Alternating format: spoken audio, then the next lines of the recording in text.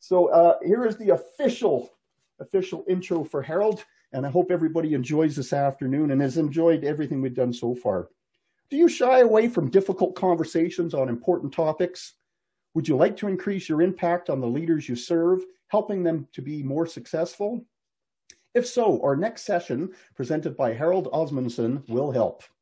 In this session, you'll learn the principles and an approach to effectively lead and influence others. You'll also learn how to make necessary conversations less intimidating. These principles will help you both inside and outside of Toastmasters. Harold currently serves as International Director, serving on Toastmasters International's Boards of Directors. Previously, he served as District Director for District 6 in 2017 and 18, leading one of the largest districts in the world through reformation. Outside of Toastmasters, Harold owns a software consulting business and is a lifelong student of leadership. He believes that real change occurs through quality conversations.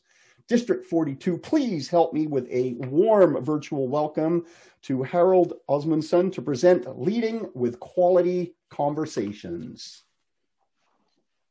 All right, thank you very much, Mr. Toastmaster, and thank you everyone for being here today. I'm going to try something a little bit different. I'm going to share a presentation. I really don't know how this will go, but I'll be in part of it. I may actually turn myself off because that's a little bit strange at times, but I wanted to try this. I saw this morning. I thought it was just incredible. I may move myself around. This talk is really kind of personal to me because I saw, and I'll share in a story here in a bit, that I saw that really having great conversations was the key to actually making change and helping things happen where I didn't think that they could happen. And if you think about the role of a leader, the leader makes everyone better, and there's all these tools that a leader can employ. But I found when I really looked at things, I said, the best way to make change is to just work one-on-one with people and to serve their needs, to think long-term, to care about them. And we get that done the best when we're talking with them in a high quality environment, usually through one-on-one with quality conversations. And again, we'll get into that in various aspects here in a moment. First, sending all my love and thanks for you being here today, for you serving this year in whatever capacity you're serving in. I mean, it matters. It's an incredible year. And we've been largely serving remotely or virtually this year. So it's quite an experience that none of us can say that we've necessarily done before for an entire year. I really appreciate it. I appreciate that you're here. I hope all is well with you and your family in terms of health and life right now. I know we're hopefully trending in the right direction, but sending lots of love. I wanted to kind of just preview the outline here today, kind of provide a little bit of context for why conversations, how it relates to leadership, actually get into the topic itself, and address through some examples some difficult conversations or conversations that we usually shy away from. We can make them less difficult as well, though, and also allow time for questions on the topic, or if there are other things, I'm happy to answer or contribute however I can. So why this? I covered it a little bit in a minute or two ago. I guess I'd like to just kind of give you a model that this is how I approach the world of Toastmasters. And I say that, strong districts are the result of strong clubs, which are the result of strong club leadership. And those leaders who are people are supported by strong district officers who care about those people who lead the clubs. And it can be really complicated, and it can seem complicated when we think of all the activities that we do in district leadership. But I really think it comes down to caring for the people who are leading. And that means we care about the district officers and we care about the club officers, because it's leadership that makes the difference in any level of an organization, in any organization or any team. It's leadership that's going to make the difference. And ultimately, leaders are people. And right now they're going through all sorts of challenges, just like we are. They have goals, ambitions, they have frustrations, challenges, concerns, and they'd love for help to come. I mean, we all have something that we'd love some help with. And with respect to Toastmasters, if we can provide that service, that care, and that help to the club leaders, then we're going to be successful as a district. It really is incredible when we look about how it all boils down to that. It almost seems too simple.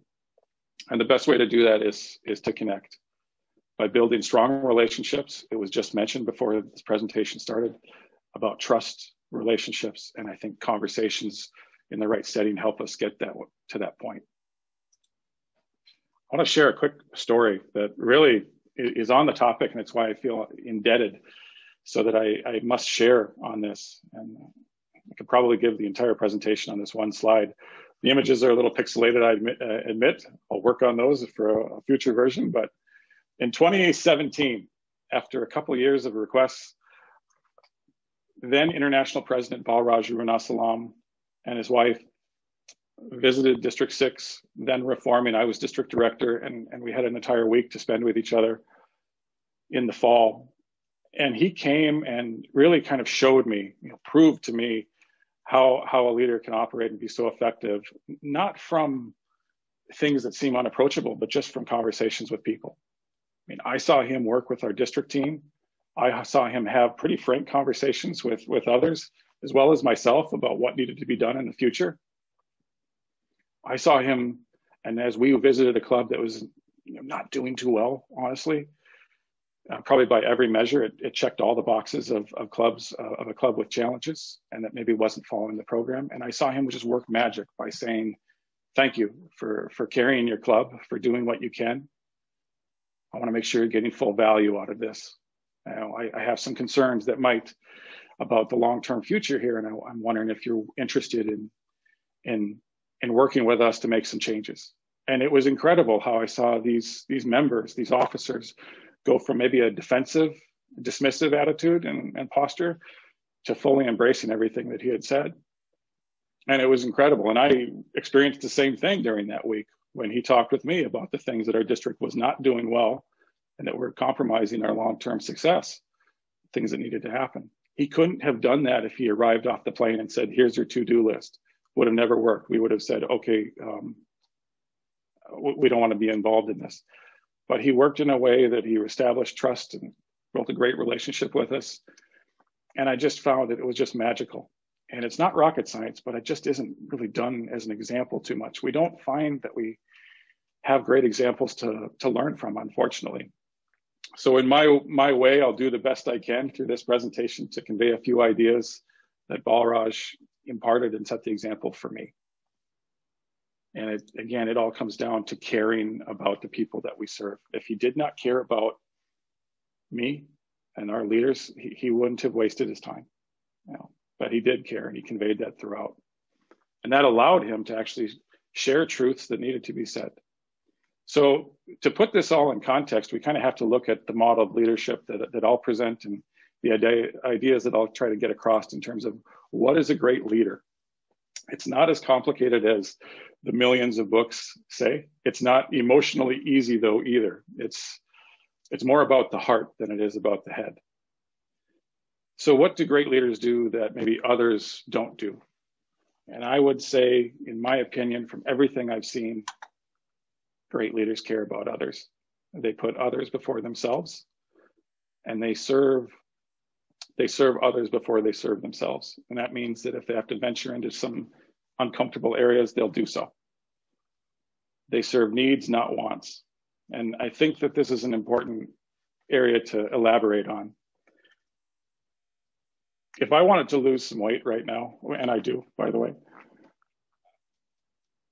a good coach would probably tell me, you need to exercise more, and you need to eat better, and you need to stop making excuses. Even though I might want to hear how I'm on the right path of doing all these things and everything will just be fine. I mean, that's not really serving my needs. It's serving what I want to hear. And if I go back to Balraj, it was really where he knew what we needed to hear, although we may have wanted to hear something else. Those leaders that are really special, they serve the needs, and they know that if I tell you this, you may want to hear it, but it's bad for your long-term future. Thinking of that, leaders think about the long term more than they think about the short term.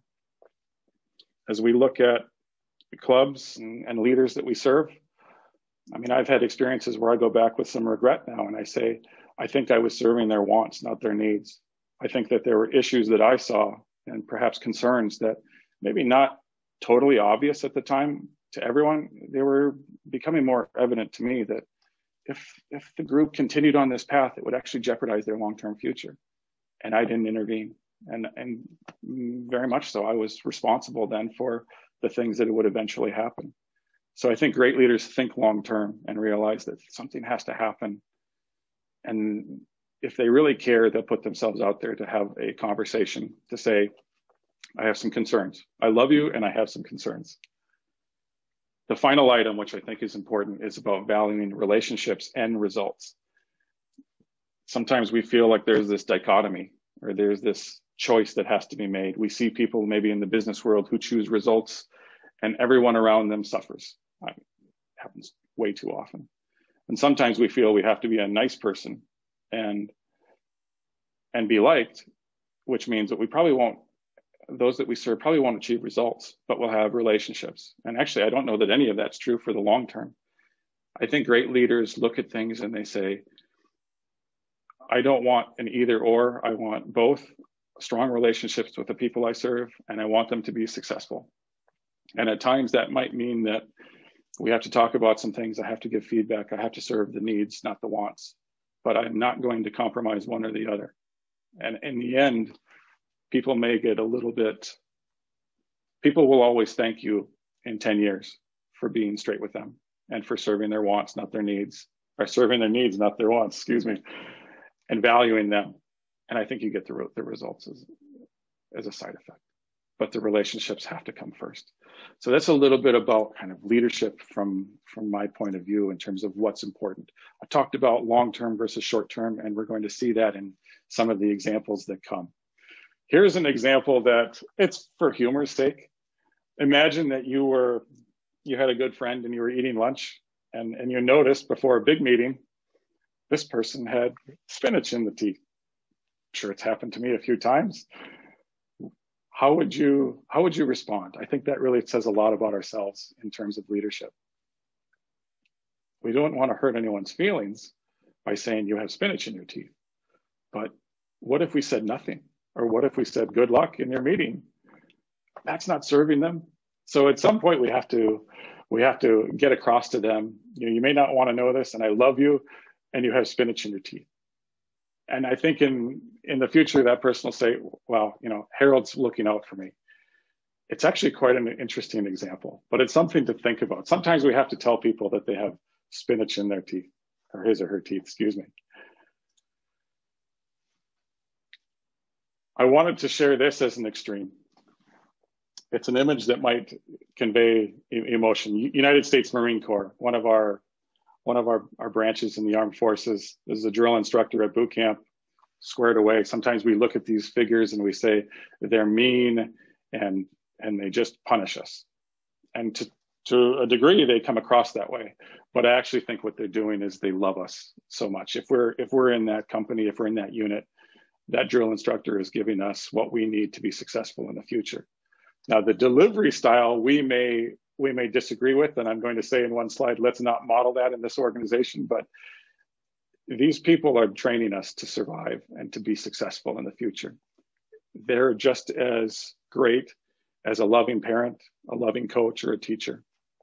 And if I look back on some of my past, I say I actually like the people who had high standards. Now this, for a disclaimer, that's specific to the Marine Corps or the Armed Forces. We don't interact with people that way, so I wanted to put that in there, just for humor's sake as well. Finishing off this idea of leadership. The only way that it works for me, and that I've seen it work, is we start with relationships, which you've likely already formed in your leadership role, where we put people first. We lead with our hearts. We listen more than we speak until we're asked to speak, but we listen. We try our best to understand the needs of those we serve. And throughout this, we build trust. We build a strong relationship So that can set the stage for the next step, which is coaching or providing feedback, making sure that the standards are understood, because so often they aren't understood by those who are in a given role that we're serving.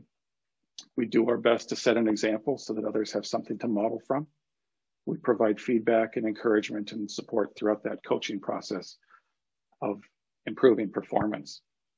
And then finally, the last item is, if we do the first two, I'm pretty confident that we'll see results, whatever those results might look like.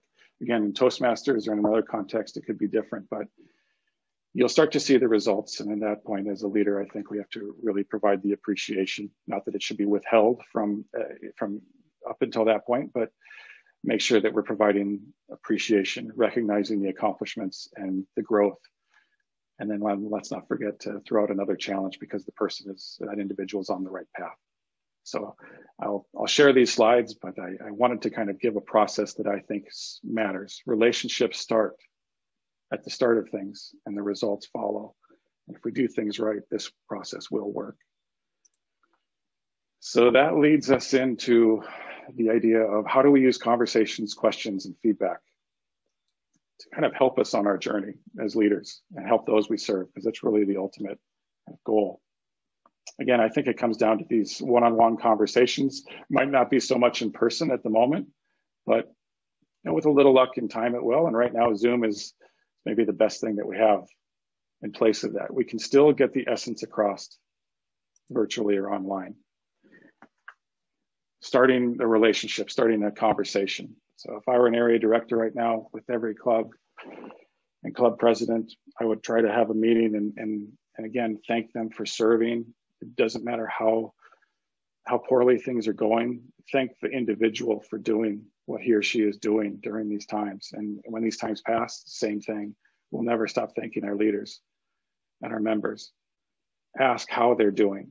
Asking some questions so that we can understand as a person, how's that individual doing, and that we can start listening. And that should help us understand how we can actually help and be of service to that individual. And we might start talking about the individual, or we might start talking about the club or the unit, speaking generally. But getting some conversation started in the right context matters. And I would say this, I had to put this in there, it's most important to listen. I know we always have a lot to say, but it's very important to just listen, and that'll be the most difficult part. When we look at, I know from my observations, my experiences, that when we look at kind of performance areas and behaviors and standards, it can be, we can start getting into an area where we start saying, well, someone is falling short of standards, or a unit is maybe a club, or if it was at work, a department might be falling short of standards, or a team might be. I think it's important to kind of go through a couple questions ourselves in the leadership role to make sure that we kind of start the conversation well and understand who has work to do, because quite often we do as the leader. So we have to ask ourselves, does the other person understand what's expected? And we probably have to ask the other person as well. So it might be a club president right now. If I were saying, do you know what's expected of the club and of the given roles and your role to be successful of serving members? Do they really know that? Because I think quite often they might not. Do they know how to actually accomplish goals, standards, expectations? Do they know if they are? And sometimes an open-ended question like that can generate great conversation. And does the other person know where to go for help? If those answers, if it's not clear in the other person's mind, then there's work to do. And that's an easier way to talk about performance and standards and behaviors than to necessarily bring up a dashboard or to say, look, we're falling short. What can we do? So I actually found the more often that I look at these questions, I realize the person who has work to do is me, the person in the leadership role, to make sure that we have a good basis here. Now, another way to get some conversation and to get some points across with respect to behaviors, standards, expectations, is to use questions. So I think this is Peter Falk, and he was in a show called Columbo. where he was this aloof detective and he would go around asking questions and kind of looking like a fool, but he would do so in a way that would put the other person at ease. And then he would ask questions, get the other person talking, share information or contradict himself or herself, which would help the detective actually figure out like, oh, you're guilty here, you're in trouble. Now, I'm not trying to say that we could use questions for manipulation or anything like Columbo was doing, but that the value of giving questions or presenting questions can be useful because it helps the other person think and reflect. And if I do that with myself, I realize, ooh, I've got some work to do here. So here's some questions that I think are interesting. I'll try and move myself out of here a little bit and shrink myself a little as well. Almost in every case, if you're trying to understand why does a club do something like that? You know, we don't want to put people on the defensive, but we might want to ask questions that help them think about the results, the long-term consequences, the impact of others. If the club is not doing some things, the leaders aren't doing some things that are useful or maybe long-term beneficial, let's ask, well, you know, how has that worked? You know, we haven't updated the club website in a while. How has that worked? Has that helped in bringing in new members or helping our club and our meetings? You know, most likely it hasn't, but it is better that the individual come to that realization than us telling them that promotion does matter. You know, have them think about the future with an open-ended question. What's the future that you want for the club when you are no longer a member or a part of it? Do you want it to be thriving and continue working and functioning and serving? Or do you want it to end with your membership? And I start to think about that. My wife and I had to think about that too. It's like, we're doing all this work in this club and we have to start stepping back much more or we're going to compromise its long-term benefit. What's the future that the member wants for the club or for the members?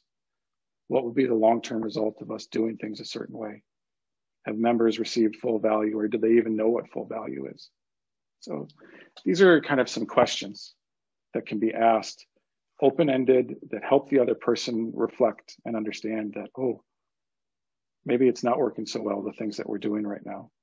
Maybe we should start embracing educational goals, promoting a bit more, asking for help, all sorts of things. If we look at things like the Distinguished Club Program, it can be done for the wrong reasons. But I think what I would always impress upon a club leader who's resistant is goals are important. And when I realized that 2020 went without me setting proper goals, I realized that goals are important. And goals are important for a club or a team, an organization, so that when we don't have goals that benefit our members, we're in trouble and we're going to regret that. And it's probably as good as anything to try and impress upon a leader that, hey, goals are important. So maybe think about some goals, and most likely they'll think about it in terms that align so well with the Distinguished Club Program. So the idea of some of our conversations then is ask some questions, get the other person talking to understand that, oh, what I'm doing right now, maybe I need to change. Maybe I should think about some things. In that way, we're just the guide. We're just guiding them to a realization, and they'll thank us for that in the future.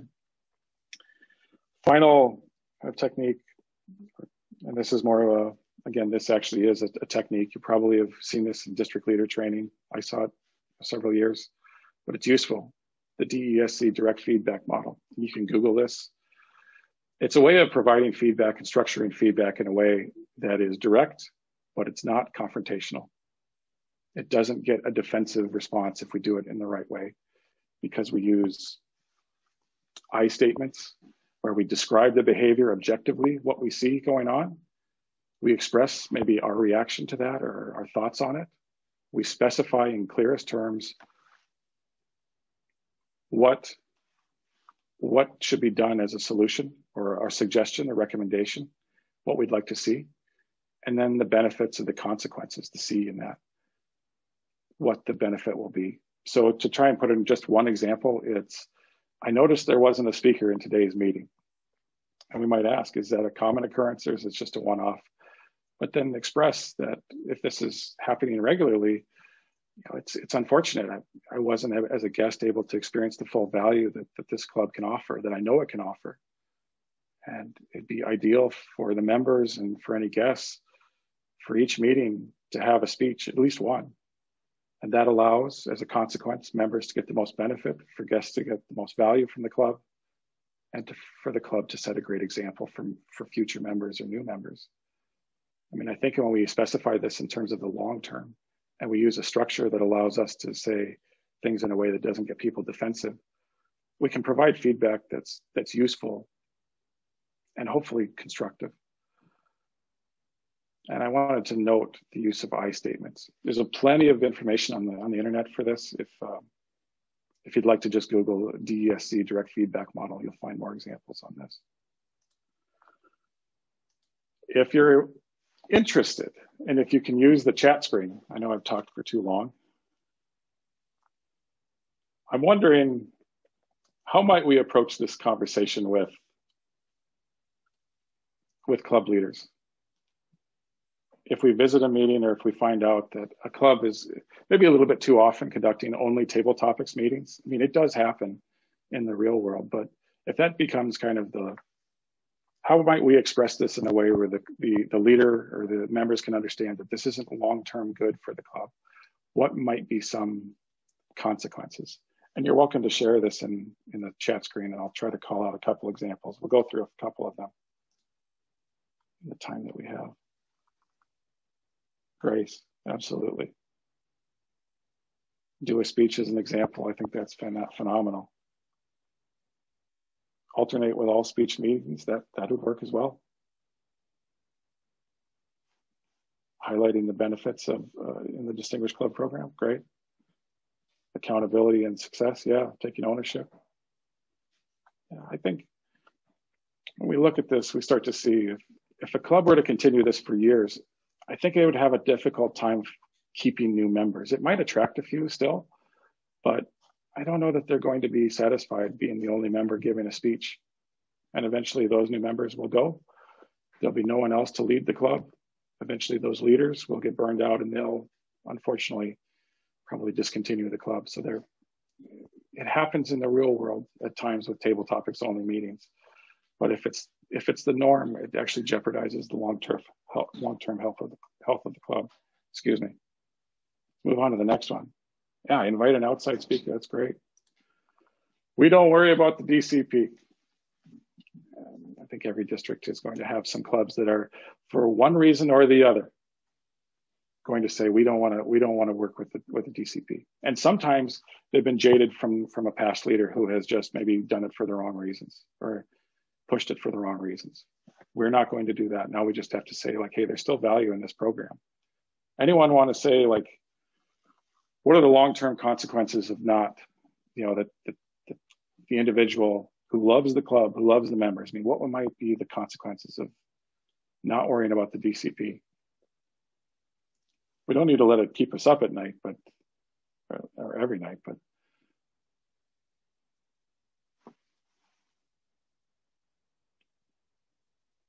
that's right. Loss of members, not focused on the right things, not recognizing members. Absolutely.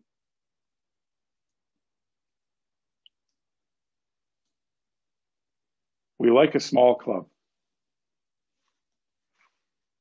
Sometimes I like it cozy as well, but there are other considerations.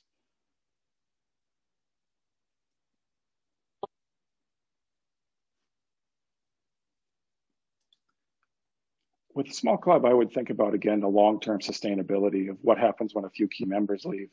So when we love our club, we do have to do the things so that it can sustain itself beyond our term as a member in the club.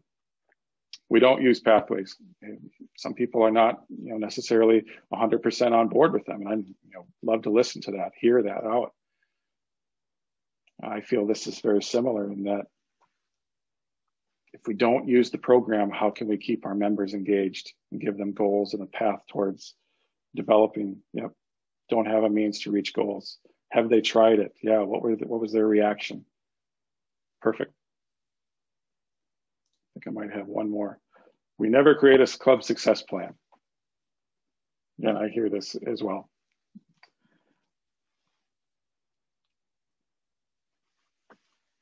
When I think about this, I think about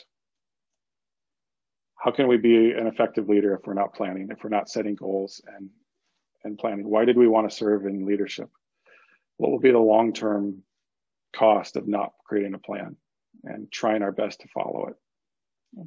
We do the best we can with what we have, but if we think about the long-term consequences to our club or the opportunity that's missed if we don't in terms of benefits to the club, like we realize that these tools, these things that sometimes are a little bit more work, they have great benefit to the things that we care about, which is our club, our fellow members. So it's just a matter of thinking about things for the long term and being respectful of time. I want to make sure I wrap things up. So if I were to kind of summarize the key points, the conversations that we have with those we serve, they matter. And if we care, that will come through more than anything else. We have to make sure that we serve the needs, not the wants. Sometimes that gets us into uncomfortable territory. But I think that long-term, that's important. And people will thank us for that in the future. It always starts with relationships, building trust. That comes by understanding needs, listening, understanding challenges and concerns. Then we know how to serve people. Use the conversations as tools to continue our relationship, to serve people as best we can. Use questions, feedback. Keep it about their success, not ours. And finally, if I were to say one thing, let's serve our members and our leaders in a way that in 10 years or more, they'll thank us for what we did because we made them great. And finally, if you want some resources, a lot of these ideas, a lot of the things that really mattered to me came from these 3 resources. I recommend the Audible version of How to Win Friends and Influence People. I wish it was renamed to Human Relations 101. I would pay 10 times the value of, or 10 times the cost of this book. Crucial Conversations is another one when you get into really uncomfortable territory. It's a little bit, I wouldn't say it's a lengthy book, but it really covers the topic in detail. And finally, Radical Candor really gets after that idea of how can I help someone and give them the feedback they need without hurting them. It covers that very well. And we'll share the slides if you'd like to look through them, but those are 3 great resources. I want to end where I started, with love and just thanks for the opportunity to be here, to listen, and to share a few ideas. I wish you the very best on your journey ahead, and I hope to meet in person very, very, very soon. I think we probably are at the end of the time. Happy to answer any questions that we have, but also don't want to take too much of your time or get this session off track. So thank you.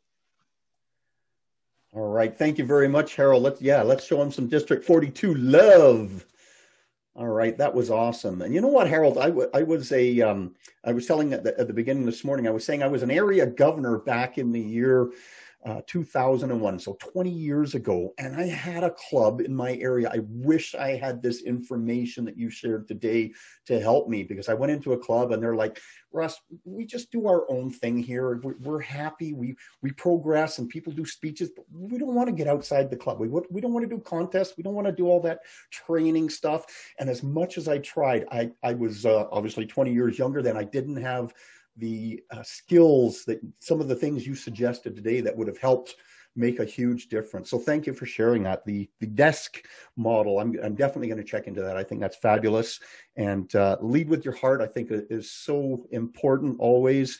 And the spinach in the teeth analogy, I just love. So thank you very much. Madam District Director, do we have time for a few questions for Harold? It's 1:29. Would you like to open up the floor? How do you want to handle questions? Are we putting them in the chat room and I'll relay them, or just maybe that's a good idea. They can go in the chat, Randy, if you want to pick the ones that maybe we have time for 2 or 3. All right. If you're all right with that, Harold, that'd be awesome. Okay, so we'll do 3 questions then. Harold, what did the C in the desk model stand for? That stood for consequence, and that stood for this will be the outcome, or these are the hoped for outcomes of changing the behavior. No. Yeah, that was the end of it. Yeah. So S was, I think, to specify the change in behavior, and C is the consequence of that. So we can look forward to the consequences if we make this change. Excellent. Yeah, and I actually wrote the 4 down there: describe, express, specify, and consequence. But I wanted you to answer that, so that's fabulous. Any other questions for Harold? I'm not seeing any coming in the chat room. Okay, well, that's fine then. Harold, thank you so much for joining us here today. Absolute pleasure to listen to you, and thank you for your leadership. We really appreciate it. Thank you. It was an honor.